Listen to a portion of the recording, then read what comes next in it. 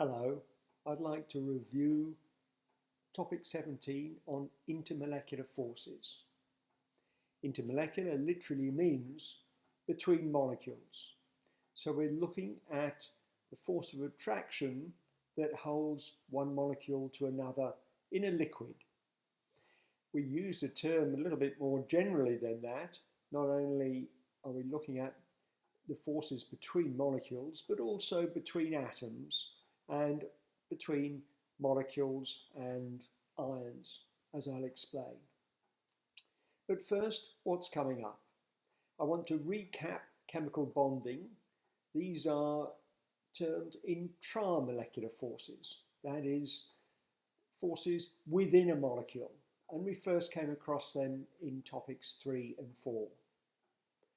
I'd like to look at polar molecules, introduced in topic 6, and then explain each one of 4 different sorts of intermolecular forces. Iron dipole forces, we came across those in topic 6 as 2. Dipole-dipole and dipole-induced dipole forces. Then dispersion forces, and finally hydrogen bonding, which we came across in topic 13. But first, what happens when water boils? What happens to the bubbles? Have you ever thought about what's inside one of the bubbles when water boils? Is it nothing? Is it a vacuum? Is it air? Is it hydrogen and oxygen released from the water molecules, H2O? Boiling is a very common phenomena, but few pause to think about what's actually going on in a molecular level. In actual fact, the bubbles are made up of water vapor. A gas is very much less dense than a liquid. Consequently, any gas rises to the surface of the liquid. No chemical bonds are broken. The HO bonds within the water molecule remain intact throughout the process. What we're doing is changing the phase of the water, going from a liquid to a gas. Within the bubbles then are gas molecules of H2O, so H2O gas. First, however, a recap of chemical bonding. There are basically 3 models that we've looked at so far. Ionic bonding, where a solid is held together by the strong electrostatic attraction between a cation and an anion.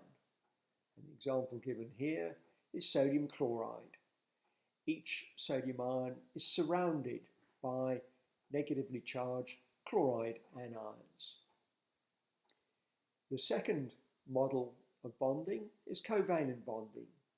And here we don't get transfer of electrons to form ions, but we get sharing of electrons. And this example, where I have portrayed oxygen in 3 different ways, shows how we might represent this. In the top diagram, we can see that by sharing 2 pairs of electrons, each oxygen atom now has a completed outer shell of a total of 8 electrons. And this is a stable electron configuration. We represent chemical bonds with a line, each line representing an electron pair, so that in the oxygen molecule we have 2 lines connecting the oxygen atoms, representing a double bond between these 2 atoms. And the lower red diagram reminds us that an oxygen atom, an oxygen molecule, I beg your pardon, has a volume, it has a shape, and this becomes important when we look at interactions between molecules. A third form of bonding we saw was metallic bonding, where we have metal cations surrounded by a sea of electrons. the electrostatic charges between the cations and the negative electrons hold the material together, and it also explains why that in metals we can, for example, beat them into sheets and why they are conductors of electricity, where adding a charge of electrons on one end, these electrons being small can flow through the metal to the other end of the charge. But let's have a look at polar molecules in more detail. If there is an uneven sharing of electrons within a chemical bond, that bond is said to be polar. And this always occurs where atoms of different electronegativities are bonded. Now, electronegativity is the ability of an atom within a molecule to attract electrons towards itself. The most electronegative atom of all is fluorine, and we find that electronegativity increases to, in the periodic table, to the top of group 17. Electronegativities are not associated with the group 18 noble gases because they don't form molecules. Two different atoms bonded together will form a polar bond. However, the molecule itself is not necessarily polar as a result. If the molecule is symmetric, we say it is nonpolar. If the molecule is in some way asymmetric, then we say the molecule has a permanent dipole. Chlorine, for example, two identical atoms bonded, the electrons of the Cl-Cl bond are evenly shared. There is no polar bond in Cl2. HCl, however, is a different matter. There's a small pile-up of electrons, if you like, from the chemical bond on the chlorine side. This is not balanced by the hydrogen side of the molecule, and as a consequence, the molecule has a permanent dipole. A molecule like water, it has a boomerang type shape. The oxygen is more electronegative than the hydrogen. It draws electrons towards it, giving a negative side to the molecule compared to the hydrogen ends, which are relatively positive. These charges I've indicated with a small Greek letter delta, indicating they are very small charges. They are nowhere near as great a charge as you get in either a cation or an anion.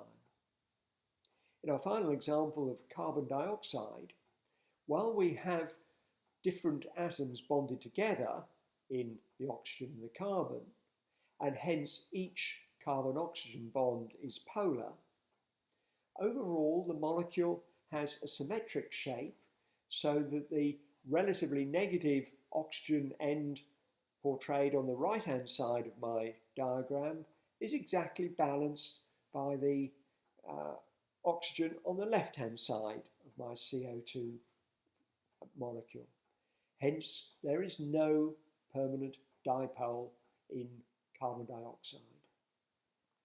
Now, let's have a look at how some of these forces interact. And the first example, which we have come across in topic 6, was iron dipole forces. And this resulted in a substance such as sodium chloride being able to dissolve in water.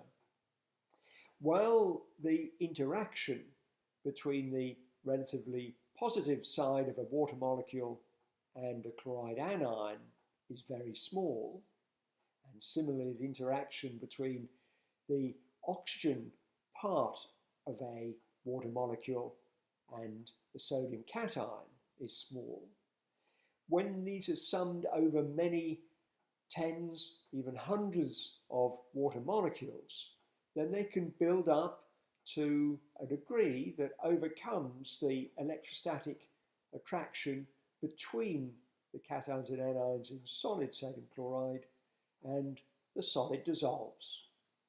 We can imagine then in solution we have a sheath of water molecules more or less orientated with their dipole appropriately pointing to the right size charged ion. In ionic compounds that don't dissolve in water, this indicates that the attraction between the ions within the solid is greater than the attraction between the ions and the water molecules can ever compensate for. And so the solid doesn't dissolve. Let's look at a situation where we have a dipole molecule and how it interacts with its neighbour of the same sort. And for this, I want to look at hydrogen chloride again.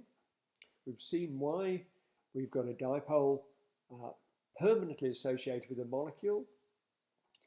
That's because chlorine is more electronegative than hydrogen, and we find that the delta minus end of one chlorine HCl molecule is weakly attracted to the delta plus hydrogen end of another HCl molecule. These attractions are much weaker than the bond within the molecule. They are at least 10 times weaker than an HCl bond. And nevertheless, they are significant and can lead to an increase in boiling point. When we boil a substance, what we're doing is removing one molecule from its neighbours, and as a consequence of that, we have to overcome the force of attraction that is between the molecules, these intermolecular forces. If I look on my graph, SiH4 does not have a permanent dipole. That is because it's a symmetric molecule. It's a tetrahedral shape, a non-polar molecule. If I look at HCl, we have the same number of electrons present, and to the first approximation, let's say it's a similar size, and yet the boiling point is about 20 degrees higher. And this is associated with the presence in HCl of dipole-dipole forces. Now, both these substances have boiling points well below room temperature, and so these molecular substances are gases at room temperature. But what happens when we have a mixture of liquids, let's say bromine, which is non-polar, and HCl, which is a molecule that does have a permanent dipole? We find that the polar molecule can induce a dipole moment in the non-polar molecule.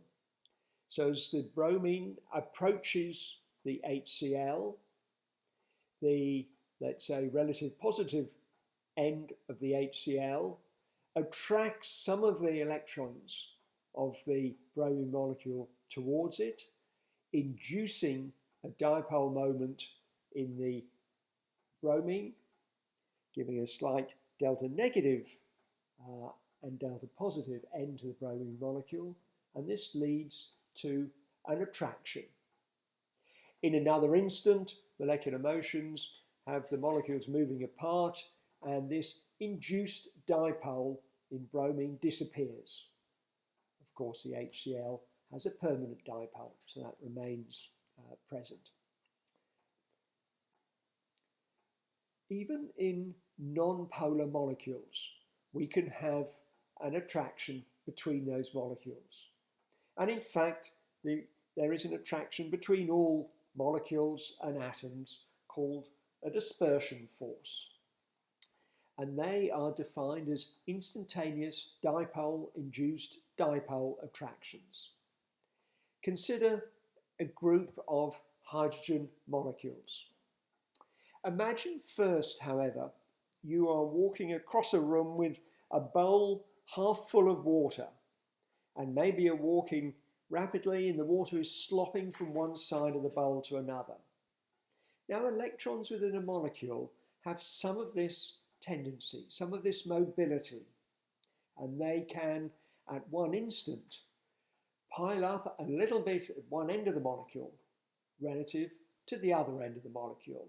And so there is an instantaneous dipole moment, even in a non-polar molecule like hydrogen.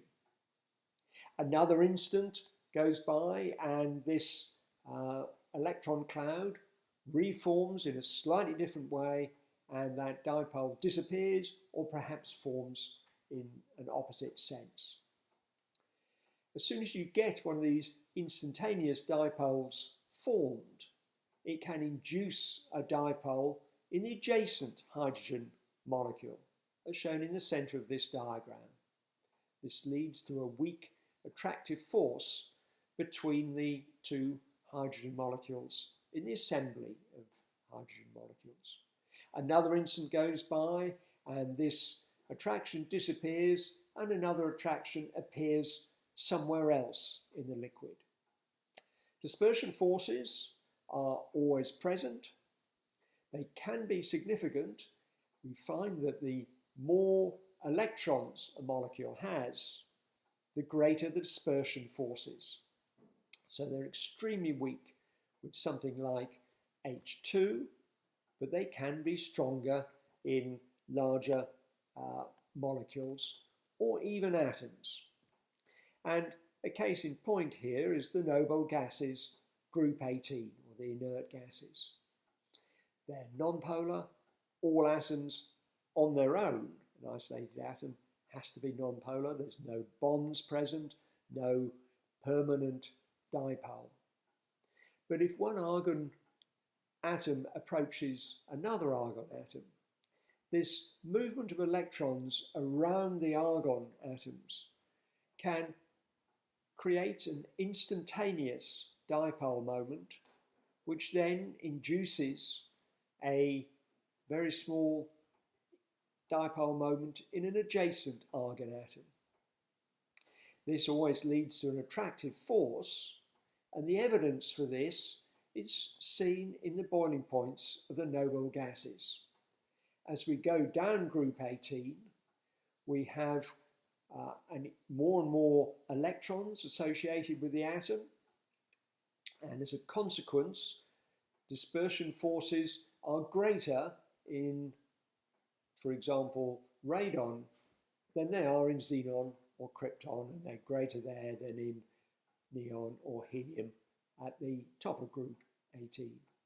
So the boiling points of these noble gases are entirely associated with the dispersion forces increasing as we go to the larger, more electron heavy, more electron rich atoms, I should say, as we go down group 18.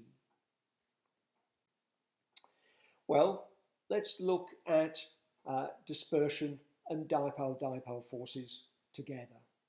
If I take the group 14 hydrides, that's CH4, SiH4, GeH4 and SnH4, as we go down group 14, we're going to a central atom, carbon, silicon, germanium or tin, that has more electrons. As a consequence, the molecule has more electrons overall. And as a consequence of that, there are greater dispersion forces between the molecules. This leads to the higher boiling point of tin hydride compared to methane at the top of group 14. Now, if I superimpose on this graph the effect of dipole-dipole forces when we look at group 17 hydrides, then I can see that HCl, HBr, excuse me, and HI follow the expected trend expected for a molecule that has an increasing number of electrons. Greater dispersion forces in HI means its boiling point is greater than HBr, which in turn is greater than HCl. Moreover, all three of these hydrogen halides has a higher boiling point than the hydrides of group 14, and that is because HCl, HBr, HI all have a dipole force acting within the liquid and increasing the boiling point compared to a non-polar substance of similar number of electrons. But hey, what's happening to HF? That, of course, also has a permanent dipole moment, but it looks like an outlier on this graph. It has a way higher boiling point than we would predict from the trend of the other molecules of this group. And the answer is hydrogen bonding. We've seen this in topic 13. It is a slightly stronger type of dipole-dipole force, but it's still weak compared to the strength of a chemical bond. Typically then in something like water, a hydrogen bond might be around 25 kilojoules per mole. A typical chemical bond is at least 10 times that strength. So they're still very weak compared to the intramolecular forces within a molecule. Where they occur is where you have a very electronegative atom, such as nitrogen, oxygen, and fluorine, and an interaction between these highly electronegative atoms and the hydrogen attached to either a nitrogen, oxygen, or fluorine. They're represented by the dotted lines in the diagrams at the bottom of this slide, where we can see an interaction between the hydrogen of one water molecule and the oxygen of another water molecule. And it tends to be a stronger form of dipole-dipole interaction. Well, finally, to recap what we've looked at iron dipole forces, the reason behind the dissolving or not of some ionic substances in water.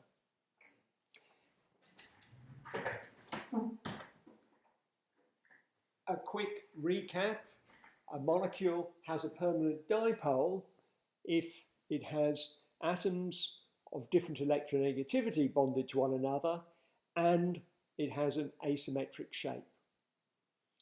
And within liquids of these sort of molecules, we can have dipole-dipole attractions, and even a mixture of a dipolar substance with a non-polar substance, we can have dipole-induced dipole attractions present. We've had a look at dispersion forces. They occur in all substances, between atoms, between all molecules, and they are always attractive, but very much weaker than any of the other forces. However, in large molecules, they can be very significant, so that in a polymer, such as polythene, for example, where you have very long molecules, even though the molecules are non-polar, we have substances, plastics, that are solid at room temperature because of the dispersion forces between the molecules. Finally, we've looked at hydrogen bonding, a special case of dipole-dipole forces that occurs between a hydrogen attached to either a nitrogen, an oxygen, or a fluorine, and another one of these very electronegative atoms, nitrogen, oxygen, or fluorine. Please have a go at the questions at the end of topic 17, all the answers there, and see how you get on with this.